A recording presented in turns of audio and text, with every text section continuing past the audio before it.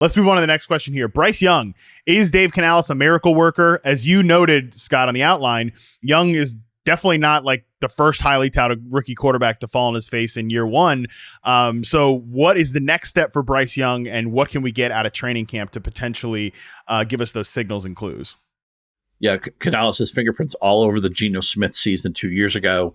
And then he had a lot to do with Baker Mayfield, kind of. Not that Mayfield had a monster year by any means, but Baker Mayfield was solid last year and got paid as a result. And he did what he wanted to do. He got the ball to Mike Evans, and he had Rachaad White have a good fantasy season. It'd be nice if Chris Godwin could score a touchdown every once in a while. But that was a decent playoff team. They won a playoff game. They beat the snot out of the Eagles, who couldn't do anything right at the end of the season. And Canales was a big part of that. So nobody thought much of Geno Smith a couple of years ago. Baker Mayfield was basically left for fantasy dead a year ago. And with Bryce Young, it's like, look, it's not that this is likely, but it's possible. Josh Allen was really bad his first season. Troy Aikman was really bad his first season. John Elway was really bad his first season. That's two Hall of Famers. And I think Josh Allen is well on his way. So maybe comparing Bryce Young to those guys is wrong, but how about like Jared Goff or Tua? Those guys, there you go. Two years. More great examples. Yes, for sure. And we could play this game all day. You want to go far enough back, Terry Bradshaw. It's just, Elway was horrible too. Elway, man, they traded all the chips to get him, and he was so bad. They actually got benched for Steve DeBerg in the middle of his rookie year, and then DeBerg got hurt, and they had to play John Elway. And I think it worked out fine for those guys. But Young, did he play extremely poorly last year? Of course he did. Was he set up to fail? Would anybody have failed? How would C.J. Stroud have acquitted himself in this offense? It was so bad for so many different reasons. No skill talent. They've added Deontay Johnson, who I know is a big RP favorite from way back. He has a chance now to at least survive. And it's not so much, again, this is just the quarterback's the connective tissue, right? We're not necessarily trying to get Bryce Young to improve because we're eager to draft him. Although, if he comes around, maybe he becomes a depth piece. That's fine. We want Deontay Johnson to be playable. We want people in this backfield to be playable. And it's not in the script, but, does Jonathan Brooks do anything this summer? When can we expect him back? Who is the starter when he's not there?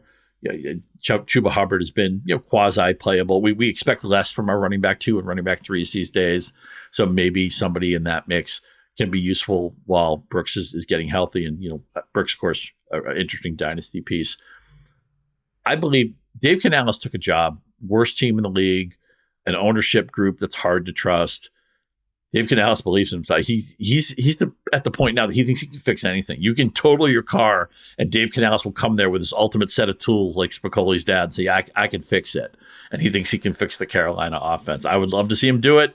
He's 2 for 2 with 2 quarterbacks nobody wanted to touch. So maybe he can do some miracles with Bryce Young. I'm eager to see it because, I'd like to have some Deontay Johnson in my life this year. I'm open to Hubbard. I'm open maybe to Brooks, although I don't like wait and see players. I like to pick up those guys when other people drop them. I don't necessarily like to draft into them in August, but at least there's some hope for the Carolina offense. We didn't have any of that last year.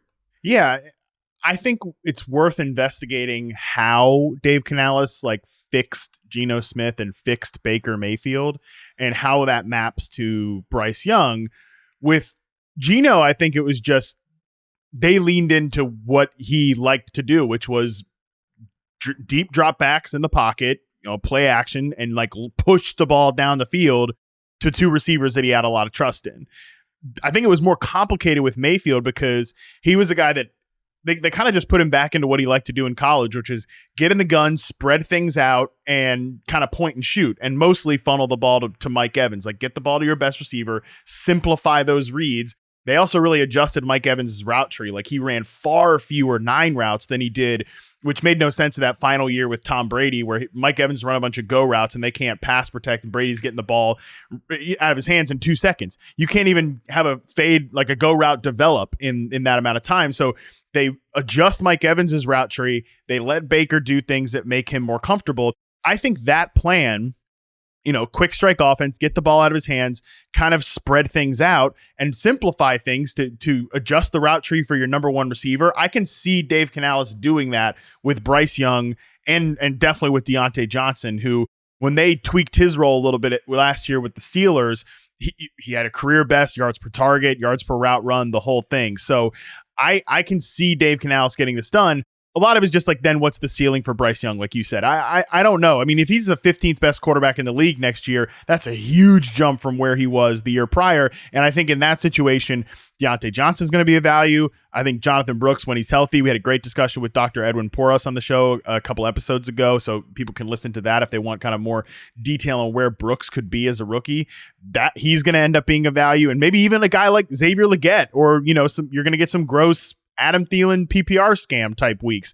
I think that could be a potential boon there if Bryce Young can simply be fixed to be the 15th best quarterback in the league. One other thing I want to mention, now Baker Mayfield undersized at 6'1", and Canales was able to make that work. Now Bryce Young, unfortunately, is 5'10", so that brings on extra challenges. And I know this is not the only short quarterback we're going to talk about on this show, because there's another one coming up, but Canales understands some of the different things you need to do because these quarterbacks aren't, they're not growing anymore. They're as tall as they're going to be. So Canales is the type of guy who's creative enough to work around some of those physical limitations and make it playable for his quarterback.